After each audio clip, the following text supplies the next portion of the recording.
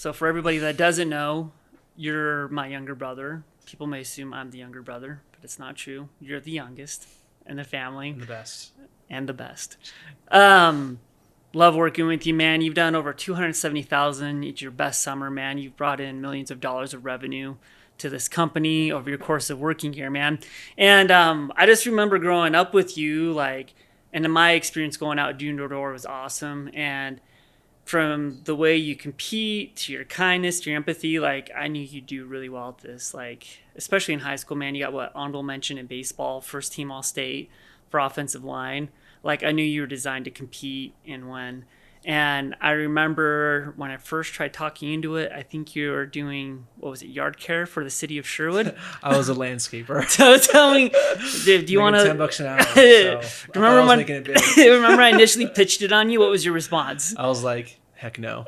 Yeah. I remember I was like getting ready for my mission and you're like, yeah, when you get back from your mission, it's going to be amazing. You're going to come back and like, you're going to knock doors. You're going to love it. I'm like, dude, I'm going to go knock doors for 2 years, man. Like, why the heck would I want to do something for bugs? Like, that sounds horrible. And I remember we just got into like this little argument, like this little brotherly argument. And you're like, dude, you don't know no idea what you're talking about, which I didn't. And I was like, whatever, dude. Like, I'm going to stick to mowing lawns. I'm going to, anyways, I didn't even know what I was doing, but I was just like, yeah, that sounds awful. Yeah. But here I am. So gotcha. 7 years in, man. And I love it. So good. No, it's just like one of my favorite stories because, like, I think that's a lot of people's initial response, like, go knock doors. Like, why do I want to do that? And came back, had a really successful mission. And then I remember, I just remember the first apartment I dropped you off at, which I think is, don't say the name, but if you did, we'll bleep it out. But I just remember dropping you off in that apartment and remind me of a lot of first year rookies where it was not the best situation, man. Yeah, dude. Why don't you talk about your first apartment? Dude, so I came from my mission and I didn't really have a plan. I just knew I wanted to come and sell eventually. Yeah. I felt really good about that. But yeah, like my friends, I got this text and they're like, hey, we're heading down to Provo in like 2 weeks. And like, I just got back, I think like mid-December. And so their semester was starting up pretty soon. I wasn't even enrolled in classes and I'm just like, I know I didn't want to be left alone in Oregon where I'm from. And so I'm like, it was either stay at home in Oregon and work at Black Bear Diner and live with mom and dad, or it was to just kind of go on a limb to Utah, you know? And I was just like, I don't know anything about Utah, but all I know is if it just felt right to go. Mm-hmm. And so, yeah, man, I just started asking my buddies. I'm like, hey, do you have any like contracts available, like where you're staying? Like, oh yeah, dude, let me see what we can do. And so they called around and they're like, hey, we don't have any availability, but there's probably like in their direct room, but there's probably other availability like in the same like building, if that makes sense. And so I just called around. I found some random contract, and he was like, it was like the easiest buy ever. No wonder. Weird. So he's like, yeah, man, like please take it. I'm like, sweet, everything's lining up great. And so like I go and take this room, and I was like, as soon as I get there, I'm like, oh man, it makes sense why he was like so eager to get rid of his contracts. And so like I just remember it's like forever in my memory, man. Just like walking in, I think you were there with me, and I was there. Yeah, and I was like the initial shock of like it's just a super dim lighting, like it's kind of got this eerie feeling. The cabinets were super gross, dude, like, man. I remember there's a stack of dishes. Yeah. There's a stack of dishes above the sink. I remember there was flies going around the sink, and I just like remember looking at you like, is this where I'm like living? And you're like, is this where you're living? Like, I guess. And so just kept on walking down, and I just there's like trash all over the floor. My roommates are just on their computers playing games and just like, hey, what's up? I'm like, hey. And I'm like, okay, this was interesting. I just kept on walking back to my room, and I just remember none of them like stood up. Like I think typically when you have a new roommate, like people are like, hey, how's it going? They introduce themselves, but yeah, seriously, just nerding out on the computer, like, hey, what's up? Like nothing at all. And dude, I remember that moment for me. Bad. I walked in and I'm just like, dude, am I a terrible older brother for like leaving him here, man? I feel like I just dropped you off at a shelter, man. Like, dude, I just remember looking from that, and I'm like, well, if this doesn't drive him to sell. I know. I just know, like, it got to the point where I was like, I didn't know where to put any of my dishes and my pots, my pans, because it was all just so gross. Like, I didn't know. Didn't you have to start putting your food in your room because people were taking it? So I had a really nice razor, and it was like a Norelco that I got me for my mission, and they spent a lot of money for that for me, and so I was like still using that. One day that goes missing, I was super mad, and like started asking my roommates where they went. They had no idea where it went, and I knew someone took it, but to this day I don't have it, but that's okay. And then my food started kind of going missing too, I think, if I remember right, and I'm like, dude, it's like a 99-cent pasta packet, man. Like, it's not anything. I just remember thinking like, why? And so I literally put all my food into my own room at the foot of my bed. So like there's like this little gap between the foot of my bed and the wall, and my whole pantry was just right there at the foot of my bed. And so like, because I just didn't trust anybody, and so yeah, it was a very, very humbling couple of months, and that definitely pushed me to go sell. Yeah. And then ever since then, dude, you've done really well. Like, you've been in the top 10 every year you've competed since then, man. And like, we've worked for some amazing, phenomenal reps over the year. Like, you're one of the best sales reps I've had the opportunity to work with, man. And thanks, man. I'm just really grateful like you chose to be here, and the fact that you're still here. And I was trying to think of like one of my favorite stories of you, and it's probably the one that I tell always, was your first summer. How many accounts did you do? 302. Yeah. Something like that. I just say 300. Yeah, you broke 300, and I remember particularly, I can't remember what month. I can't remember if it was April, but I just remember it was like our first real day as an office, like in the rain. Like, it was coming down super hard. Nobody was on the doors, man. And then all of a sudden, I see you start popping off. Would you mind kind of talking about what happened that day? Yeah, I've had lots of days in there. I'm trying to remember that particular day, but if I'm thinking of the right day, it was just one of those moments where it just started to rain, and I kind of just had this choice to like make. I'm like, well, I can either just like go find a tree, go find something to cover myself, and just call it good, or I could just keep going and just make the most of it. And at that time, I for sure like didn't have any money, and like I didn't really have a choice, man. Like, that was my mindset. I'm like, this has to work out. Like, if it doesn't, I don't have a plan B. Mm-hmm. And so like that was kind of my mindset. And so when it started raining, I'm just like, oh yeah, like I'm from Oregon, this is nothing new, like this is my life, right? And so I just kind of, I don't know, sucked it up, in one way to say it, and I just kept on going, kept on grinding, and people were home. So like no one's outside in the rain, and so they kind of opened the door like, what are you doing? And I just smile. I'm like, yeah, it's raining, I know, but you still got bugs, and so what can I do to help you out with that? And I just start selling really well. And then I just couldn't understand why people weren't selling. I remember that. I was like, why aren't people selling in the rain? Like, it doesn't make sense. Like, everyone's home, and people were like, dude, you like killed it in the rain. Like, how'd you do that? I'm like, how did you not? Like, does that make sense? I don't know how to explain it other than I was like, dude, like, knocking the rain's the best. That's how I've always seen it. And so I don't know if it's just my roots of growing up in Oregon, but like, I think it's one, refreshing, but people are just home and they'll listen to you because someone's knocking on their door in the rain. So that's how I see it. That's how I've always seen it. Well, I mean, even kind of dialing back a little bit, I like how you said for you, there's no plan B. So I've interviewed like quite a few of our top performers, and I look at my first summer, when I was able to be like the top in the company. For me as well, there's no plan B. And I shared with you in Hawaii, and I've shared with all my leadership, like, what I'm really focusing on this year is our ability to increase our sales, but particularly the sales preps who recruit, their ability to make and keep commitments. I think Tim said it best in one of his directors of sales training, I think it was last year, where he's just like, the most important decision a rep can make is to not quit, but to actually like commit to finishing the full summer. And it was kind of like that for me, and I think, and for you, right? Like, I feel like pretty common, like, we'll say a typical rep will, commit to come out in the summer. Then all of a sudden the first 2 weeks hit, right? And then they're have this mental and this emotional like tug of war, like, do I stay or I don't? And it's really draining on them, and it doesn't allow them to sell well because they're still deciding, right? Then we'll say they decide to stick to it, Yeah. Then, a few weeks later, the next hard thing happens, right? And it's like they're in this constant indecision for a few months of whether they're choosing to be committed or to not be committed.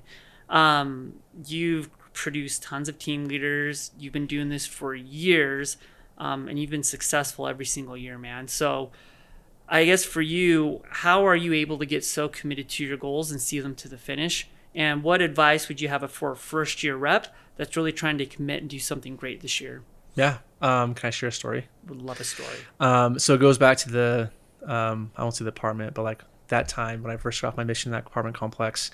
I honestly just go back to that experience all the time. I just think like, all that happening of just like people, or at least I think, I don't have any proof of people stealing my stuff, my food at my bed, like all 99-cent packets, man, like macaroni and cheese, man. Like I was living like the cheapest food you can think of, just because like did not have money at the time. Broke. And yeah, I was looking for a job. You helped me out with the job, but I remember as that job process, if anyone knows Utah in January, it's super cold and it sucks. I don't like the cold. And I remember just at that apartment complex, I remember I just dressed up one day. And do you know Freedom Boulevard in Provo? Mm-hmm. I think it's Cougar Boulevard now. I don't even know, but like right where there's like a Don Joaquin Tacos Crumble right over there. You know what I'm talking about? Yeah. So I walked there to that because I knew there's a ton of like fast food places. And so my first thought was like, one, I don't have a car because I was broke. I was taking public transportation everywhere. That was also super humbling.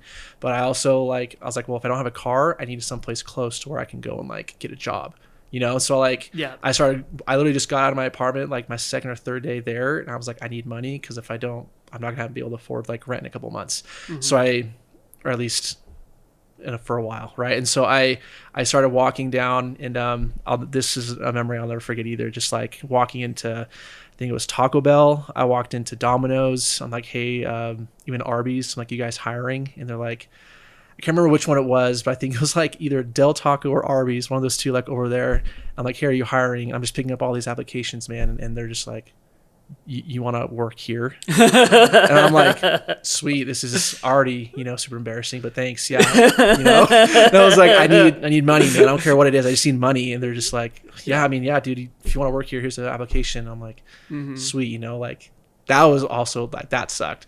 And so I just came home. I thought I was feeling pretty good, man. I'm like, yeah, I got my options, man. I got like 4 or 5 applications to all these fast food places, which again, no offense to the people that like work there, but like, I just remember that experience and like, just remembering like, I never want to like experience that again. Like I never want to have to feel like I need to go work at a place like that to accomplish my goals and my dreams. Cause no offense to those places, they just don't align with what I want with my life. Right. Yeah. And so that experience along with just like where I lived, like whenever I'm like complaining or my commitment isn't where it should be, I just think back, I'm like, this is where I was. Like that's a lifestyle I could pick if I don't want to learn to make and keep commitments, or it could be choose your hard, right? Because you can either choose to be poor or you can choose to work hard and make some money. And I chose to go that way and make some money, right? And so that's kind of my mindset was like, as I was going through hard things, like again, like I refused to just settle for that, and I wanted to, I have specific goals and plans that I want for my life.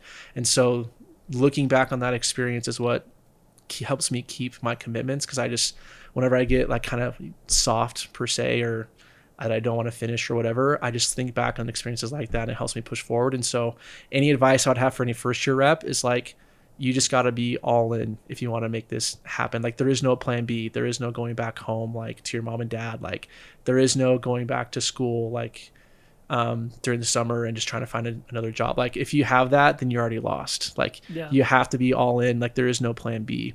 Like just pretend like you just don't have a choice. And then if you have that attitude from day one, like that you have to make it work, then like there's almost, just with our program, with me as your leader, there's like no way you're going to fail. Yeah. So, and like that kind of commitment, it's pretty fun to watch you grow. And especially as you're building your division underneath you, man, like I think one of the many reasons people follow you is you just have like an insane work ethic, man. Like you're on the doors early, you're on the doors late, you role play with guys in the morning and in the evening. And what I really love about your leadership too is like, I've seen lots of leadership like, well, I'm going to be a top performer, so that means I'm just going to ignore my reps and they can figure it out. But like, you've done both, man. Like you performed on the doors, you've done the performance reviews in the morning, you've done the trainings, and I've seen you take calls when you probably should be knocking to kind of help reps push through that. And one of the things I wanted to talk to you about too is like, for anybody that's never sold before, this job's super rewarding, but it's also like very challenging. And there is a point in the summer, whether it's your first year, second, or third year, where you probably want to break down and cry, or you want to quit, where you have all of this momentum moving for you. Then for whatever reason, something's going on personally in your life, or you have that one customer that gets in your head for yelling at you, you get really, really discouraged. And I feel like that's where a lot of people break. So like when you're working with a rep that kind of hits their first discouragement point, how do you walk them through that? There's, I've, sorry, I have a lot of thoughts on this. One, you just got to be there for them and just understand like where they're coming from. And so I always do my best to have empathy and try to like understand where they're at. But I just kind of put into perspective, like, yeah, man, like you're feeling it. Like, this is what we told you what was going to happen to you, right? Like you're going through the punch in the nose phase. Like this is hard, you know. And I help them understand like what they're feeling and that it's okay to feel that way. And so like if you just give a perspective of like what I always tell my reps is just like the most successful people in life, they have this same, like a similar like experience.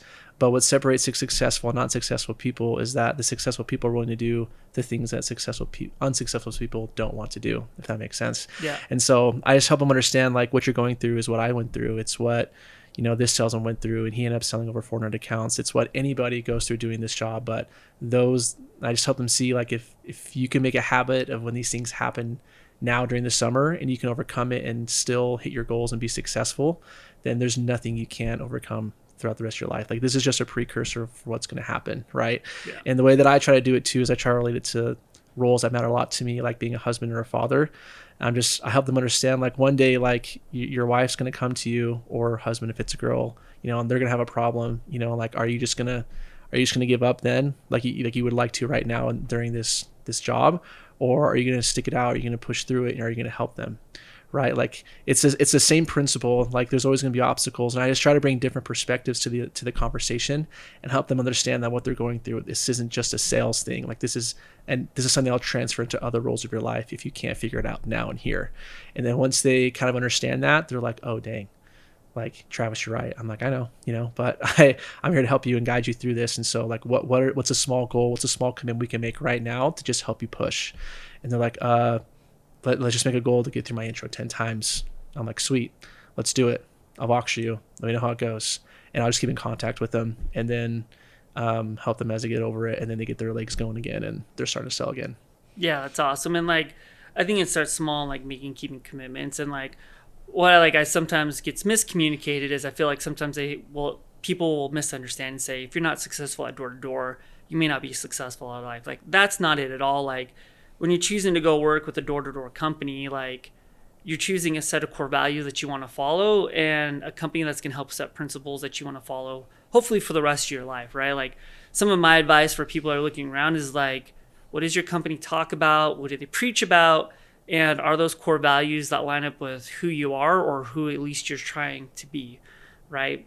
And it's in those difficult moments when we're helping people establish really good habits, right? Like it's not the no on the doors, but how are you going to respond to that first hard no in life, or that first really hard rejection in life? Like, are you going to go sit on the curb, which we advise never to do, like never sit on the curb, right? Or are you going to choose to go back and keep fighting, right?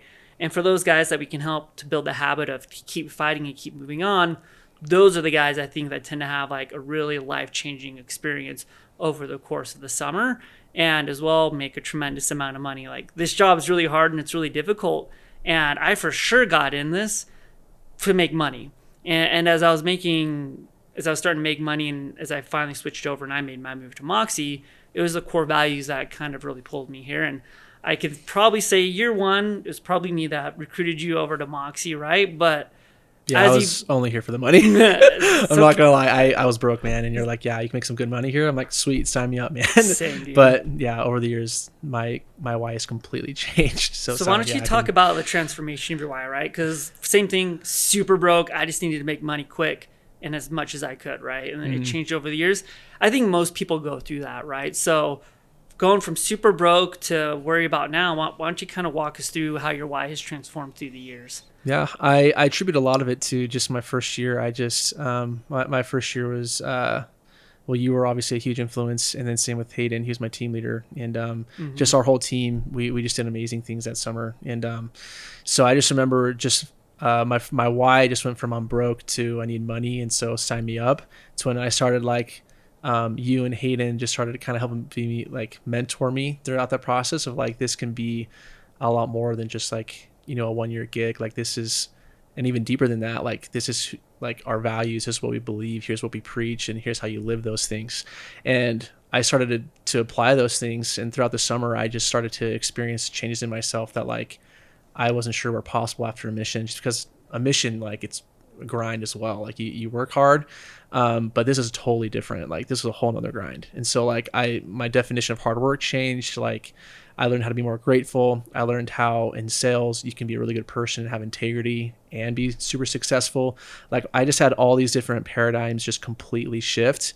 And then my paradigm about the company shifted when I learned that like it's based off of core values and it's based off of like becoming the best version of yourself. And once I bought into that, that's why I'm still here. And so I think it's really easy to chase all the shiny things like, oh, hey, you can make a lot of money here, you can make a lot of money there, which is cool. But the reason why I'm still here is, yeah, financially it's awesome. But like my really deep why is just I've experienced so much transformation for myself. And I've experienced like I was that guy who was walking the streets looking for a job, not sure if this was even possible to make this much money at this age. But now I'm looking to try to find those people, even if they're not those people, just people who want to grow as people and people who want to just like, I don't know, be a shaker in the world, like people who want to go and make a dent in this life before they're out, right? Like people who want to go and give back to the communities, people who want to do good things with good money and just transform young men and young women to be this completely new version of themselves. Because I truly believe like what we teach here at Moxie is like, it's a foundation that you can build the rest of your life on to be happy. And so that's why I'm still here. Like there's been plenty of opportunities for me to go and make money other places, but do I think you make the most money here? Yes. But the deepest reason why I'm still here is because I've seen so many people that have worked with me just transform and just become a way better version of themselves. And where I get really passionate is when I start to see that transform from the doors into their personal relationships, like whether they're married, whether they're not married, whether they're better students in school, they're better sons or daughters to their parents. Like you just start to see it just kind of just trickle. And Absolutely. To me, that's how you change the world, man, is by changing the individual. And so that's my goal. Like, just like how you and Hayden played a really big impacts, like my first year in selling and totally changed all my paradigms about life. And that like, you can be a good person and make a lot of money. I just feel like I owe the world that, in a sense of like, I want to be able to do that for other people who are looking for an opportunity, man. Cause like there's so many people who are looking for an opportunity like that. And so that's why I love recruiting, is because when you find those people, it just makes it like, so you never want to leave this job. Yeah. And it's just really rewarding. It's like the most reinvigorating thing to just find someone like young and hungry and want to do great things with their life. And kind of looking forward into 2023, I'm really excited about this year. I'm really excited for recruiting. You're already off to a super hot start. For the record, you've signed more as a DOS than any of my directors of sales at this point as of today, man. When you're looking for candidates as you're recruiting, like what qualities do you look for with someone to work with Travis Katowski? Yeah, that's a really good question. Well, thank you. First off, my guys just make me look really good. They do. They I make work you with look a lot amazing. of amazing people. So, you do. The biggest thing I always talk about with people when I interview them or they want to interview with me is just their integrity. I kind of just talk about why integrity is important to me and why it's important to them. And the second thing is just commitment keeping, like we talked about, because the biggest thing that you can do to prepare for the summer, like you said and what Jason Walton said, is just to learn to make and keep commitments. And so I help people understand that if they work for me, they become better at that, because the definition of being a powerful individual is your ability to make and keep commitments. Anybody you talk to that's successful, like whether it's a CEO of a company or whether it's a founder of a company or anything successful, I can probably tell you they're really good at making keeping commitments, at least most of them, right? Yeah. And so that I talk about that because I want to help transform them to be a much more confident and powerful person. So I talk about that, and then I like to talk about nonverbal communication skills. And so just the skill set that you're going to get. Like we live in a generation, or at least my generation, is very tech savvy. They're all on their phones all the time. And so I feel like the need for communication skills is just on a really steep climb right now. I totally agree. And the fact that you can be able to, even if you don't want to work with me forever, but just put that on your resume, that you brought in like 100K, for example, in revenue for a company going door to door, selling something as silly as pest control, that's going to stick out for any employer, especially in the day and age that we live in. Like, oh, dang, like this guy, one, knows how to grind, or girl, but they also have the skill set of persuasion and influence. That skill set is what's going to make you a shaker for the world. Like that's what's going to help you go and like make a really big impact in your community, which goes back to why integrity is so important, because what keeps me up at night is like when I talk about this skill set that they're going to learn, a persuasion and influence, is if people, they learn that and they go do horrible things with it. And so that's why, like, if you don't have integrity first, then I don't want to work with you because I'm going to give you this, I'm going to help you master that, and you're just going to go and do horrible things in the world. And so anyways, those are three things. Use it for good. Yeah. Long story short, those are three things I look for in people, is just their integrity, even if they're not very good at making commitments, as long as they're willing to try and get better. And then just, I'm going to teach them persuasion and influence, which no matter what you do in life, whether it be a husband, father, your career, like that's going to help you move up quickly and just be a really good force for good. Totally agree, man. And I look at a lot of your returning team leaders, like they're ambitious, they're driven, and they're pretty freaking tenacious, man. Mm-hmm. And awesome. So leaning into next year, like, as like we're talking about developing like a culture of top performers and increasing that year over year, what comes to your mind as far as like where you want to push next year and where you want to improve? Oh man, the thing about this job is that there's always something I'm like not doing good at. It's really good at giving you instant feedback of failure. So definitely not anywhere where I want to be. But the biggest thing that I just want to do this next year with all of my guys is I truly believe like my goal is to produce really high performers. Like I really do want to have the top office like in all of Moxie. And that's something that me and all the team leaders talked about this last summer, was like we want to be number one. Like my goal is like to help everyone what I say feel like a champion. Like we had a good conversation. It's just like, if you've ever won anything or been the best at something before, like how does that feel? Whether it's football, school, whatever, like how did it feel to be the best at something? And they're like, oh, like really good. I'm like, yeah, like what if we can get all of the reps that came out and sold for us this summer to feel that at the end of the summer, that they were the number one and they also became the best version of themselves. And like that in of itself is what I'm shooting for right now. Like whenever I go into something, I never want to just say, yeah, this is okay with me. Like I always have to be the best at something, and that's just my competitor. Like I hate being second. Like it just bothers me a lot. And so my goal this whole next year is just to push to be the number one office. And I'm doing everything I can to hit that right now. And my team leaders are on the same page as me. So that's my biggest goal, is to want to do that, but I don't want to do it at the expense of everyone losing their integrity. And so I would much rather I don't know how to say this, but we kind of just put an integrity into their mind from the get-go, and we're going to do it the right way, and we're going to do it the ethical way, but we're still going to be number one. Absolutely. Well, I think being number one, especially like you said, with building character, is like really how you foster trust like in an organization. And I feel like you've got a lot of that with your guys. And kind of moving forward as well as this upcoming year. I think the most unsung heroes are the wives of my top performers. Your wife, Corey, my sister-in-law, like she's incredible and insane. She's incredible. We go to these banquets, like all the salesmen get the awards, get the recognition, right? But like whether it's you, but every one of my top performers is a married rep. And I know there's a lot that goes on behind the scenes that allows them to go out and sell the way that they do. So I guess, could you talk a little bit about your amazing wife, Corey, and how she's helped you be as successful as you are? Man, where do I start? So I don't even know what summer was ago, but I just remember just thinking I just wanted to marry her, and that I couldn't not propose to her before I left for the summer, right? Because just the thought of like not having a commitment and leaving for the summer just scared me so much. And so I remember just proposing to her in April, and so I went through a whole summer of being engaged from my fiance. And we would talk to all of our friends, and they're like, oh my gosh, you guys are away like you're from your engagement. I'm like, yeah, it sucks, thank you for reminding me, right? But I talked about it with Corey, and she was all for it. And I kind of like, the reason being was just because I didn't want to get married broke, man. Like I wanted to get married and like be able to be a good provider and be a good husband and future father, right? And prove to her like she's like, I'm worthy of marrying her, right? And so that was super hard, and she was super supportive during that whole process of me just grinding every day. And she was getting the wedding planned, and I literally drove home with my father-in-law, and like in 2 days back from DC, which is like a 30-hour drive. We did it in like 2 days, and 2 days later we got married. It was pretty crazy summer.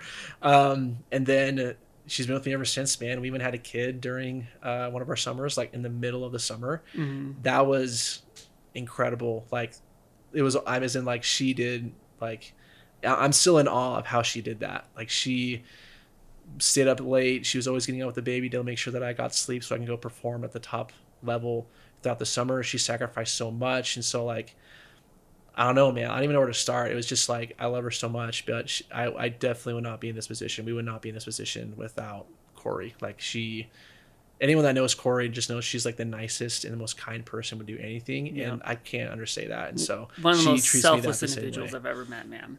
And even kind of leaning into that, I think you hit a lot of subjects when guys have concerns about the summer, like whether they have a girlfriend, they're engaged, recently married, or been married for a while.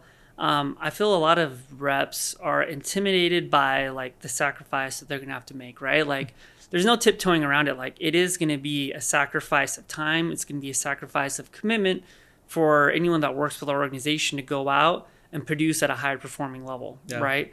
I mean, I would argue you still get the mornings and whatever, right? Yeah. But regardless, like it is a sacrifice. Would you mind talking about that sacrifice, and not to give away the end too quickly, but obviously it was worth it because you're here and you're still here. Yeah. To be honest, man, I don't even know if anyone should do that. Like, I can make a case for sure, but me and Corey, we just kind of sat down when we got married, and we still have conversations to this day, like about just what we want and what our goals are in life and the kind of lifestyle that we want to live. And other avenues just didn't provide what we wanted, right? And so I guess just some simple goals that me and Corey had were we wanted to graduate debt-free from college, which is a really big deal, at least for me and Corey. Mm-hmm. We also wanted to have a home and be owners of it. We wanted to be able to invest at a younger age, right? So that we can have more when we retire. Like we have a lot of different goals and just a lifestyle we wanted to be able to live. And Moxie is the perfect vehicle for that for me and Corey. And so when you have a vision and a shared goal, a shared vision and a shared goal of what you guys want, then like I believe you can tackle anything. And so me and Corey just, you know what, if we want to live this lifestyle, there's specific sacrifices we're going to have to make. And I love who I'm becoming. She loves who I'm becoming here. And yeah, we just kind of made it happen. I don't know what else to say about that. So yeah, like there's always gonna be something holding you back, I guess, in the summer.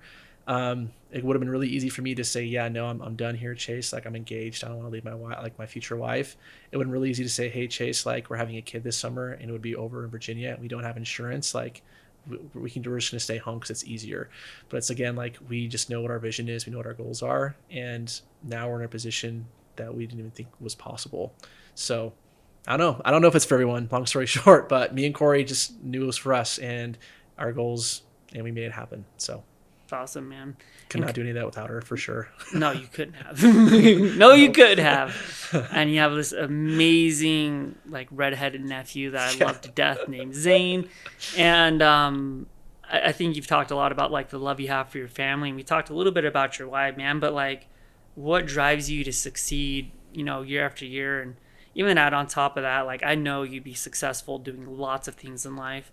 I'm really grateful to work with you for every year I have, but this job is challenging. It does require a lot of sacrifice. Like, why do you keep coming back? It's a good question, man.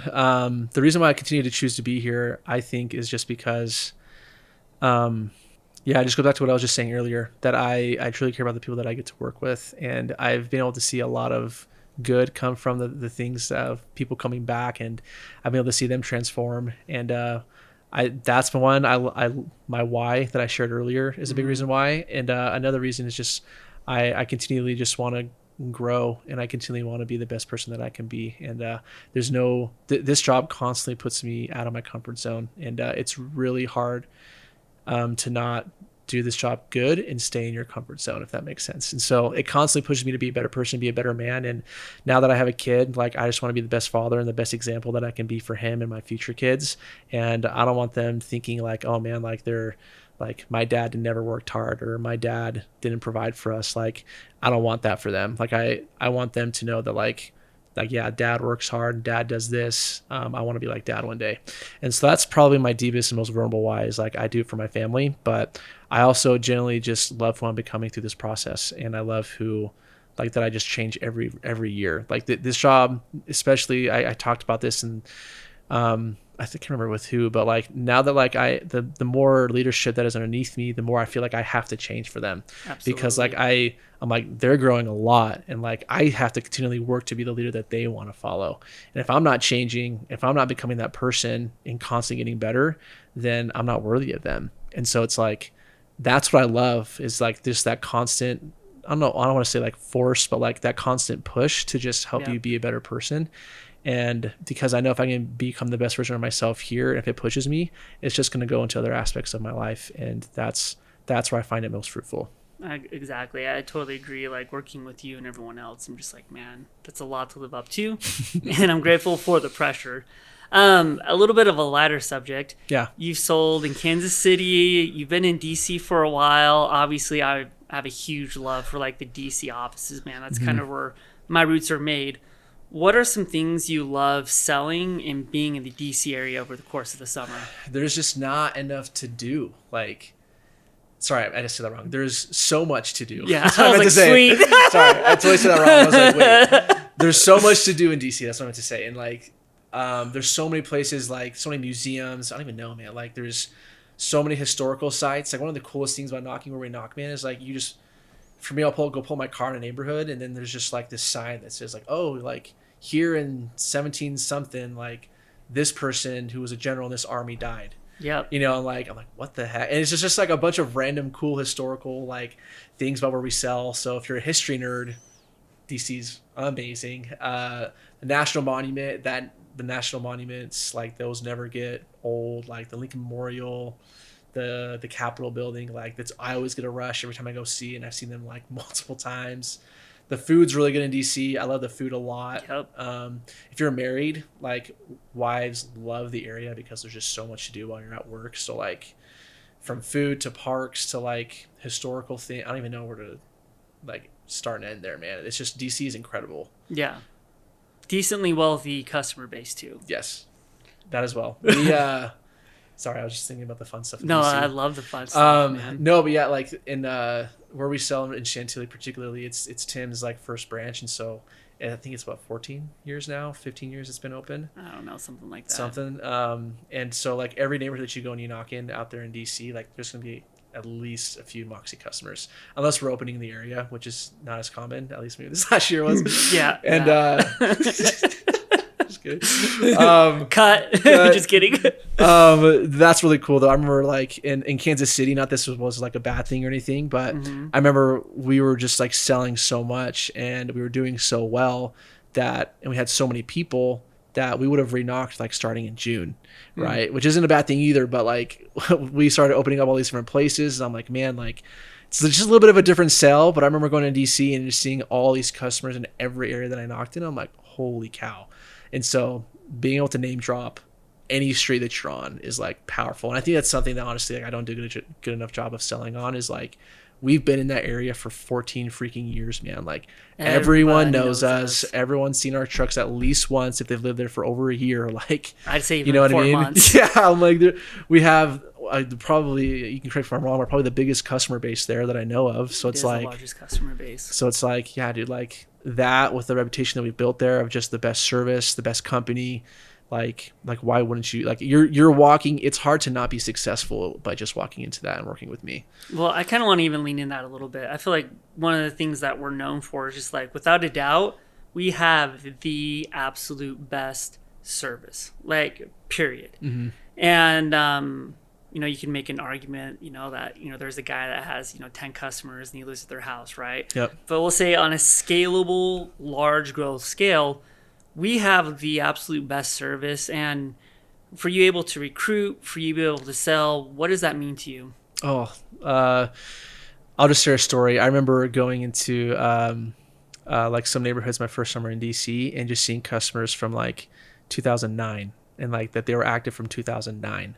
And I don't think people realize how incredible that is. Like to keep a customer for like over 5-7 years, like is pretty awesome. And that's just like the normal here. Like people will stay with us for a long periods of time. And I think that's why a lot of people should want to work with me, but also just a company Moxie, is just because like going into DC, like there's customers everywhere, but those customers more likely having customers for multiple years. And I think if I was a recruit or looking into a company and like looking at this situation, I think it's really close to a no-brainer to come and work here just based off of that. Like everyone knows Moxie for amazing things. We literally have the best reviews on Google. Like we have tons of 5-star reviews in every neighborhood. You can even see who they are. Like, and so our service really is incredible. And like, our technicians are trained daily. Other technicians from other companies that I know of, they're only trained like once a month, maybe once a week. Mm-hmm. That's really rare. But literally, like, our technicians are trained every single day. And so if I was a rep really concerned about integrity, I would want to go somewhere where I feel like my integrity is being intact for this service. And the fact that we have the best service and our technicians are trained every single day on how to like help customers, also walk them through what they're doing, anything you can think of, know with that knowledge, you can't go anywhere else and sell, because then you're just jeopardizing your integrity, if that makes sense. Like, that's how powerful our service is. It's like, if you really understood the ins and outs of our service, you couldn't sell anywhere else, because then you just know that like anywhere else you go is just going to suck. Yeah. At least compared to our service. And so anyway, I get really passionate about our service just because I want to be able to look a customer in the eye and be like, you deserve to be with us because of X and X reason. Like, we have the best service. And so, and I think Jason shared the stat that like he actually likes it when people quit his service, because he knows they're going to come back in a year and they're going to be with us for life, because he's like, once they experience, once they experience a different service, they're just like, oh yeah, I didn't know how good I had it at Moxie, and they come back and they pay a higher price and they stay with us for a lot longer. And so for me, that's why integrity is so important. That's why I love working here, is because I know my integrity is intact. Because if I convince somebody that they for sure should be here with the company, then I know we're going to take care of them. Absolutely. So, when you can see that passion in the way like they recruit and the way that you sell, like, it's pretty incredible, man. And I guess to kind of summarize it all, man, like, what can any rep expect from you as a leader if they choose to come work with you in the preseason and over the course of the summer? Oh, I'll just say 2 words, man. All in. Yeah. Oh, like I'm super passionate about the individual and the individual growth. And so my goal is just to help anyone like just learn and change their paradigm of what they can accomplish. Like, this job is so hard, but it's one of the most rewarding things that you can do. And so what they can expect from me is just all commitment, like 100% commitment to their success. And also can bet on a leader that's going to lead them to the promised land. I know what it takes to be successful at this job. I've done over 277,000 in revenue before. Like, I've done over 400 accounts. Like, I know what it takes to be successful, but you've also recruited and put on thousands of accounts too. That as well. I've also, recruited a lot of people in the past, and we're going to do big things this next year for one. But, no, like, they can just expect a leader that's all in and that just cares about them. That's going to go all the way to make sure that they're successful. And so one of my things I'm most passionate about is just going and knocking with people on the doors and helping them see different paradigms of, hey, this is how you overcome this objection, this is how you do this. So they can expect on the doors training, they can expect preseason training, they can expect in the process to learn to make and keep commitments now, so that when the summer comes, when they hit that punch in the nose phase, that they're going to be ready for it. And so that's what they can expect with me, is like, there's no other leader like in this organization that's going to be more committed to somebody else's success than me. And if you get the opportunity to work with me and I get the opportunity to work with you, like, you'll be able to actually feel and live that difference of transformation that you're going to like see within yourself. So I totally agree, man. Having worked with you for years, outside of you being my brother and me just loving you tremendously, you are one of the most capable leaders I've ever met, one of the best sales reps I've had the opportunity to work with. Thanks, man. And I know anyone that you get the opportunity to work with, man, like, they can expect to excel, they can expect to grow, and they can expect to win, man. I appreciate your time, man. Thanks for taking the time to speak with me. Dude, this was fun, dude. Thanks for having me. So this was cool. Love you, man. Love you too. Cut!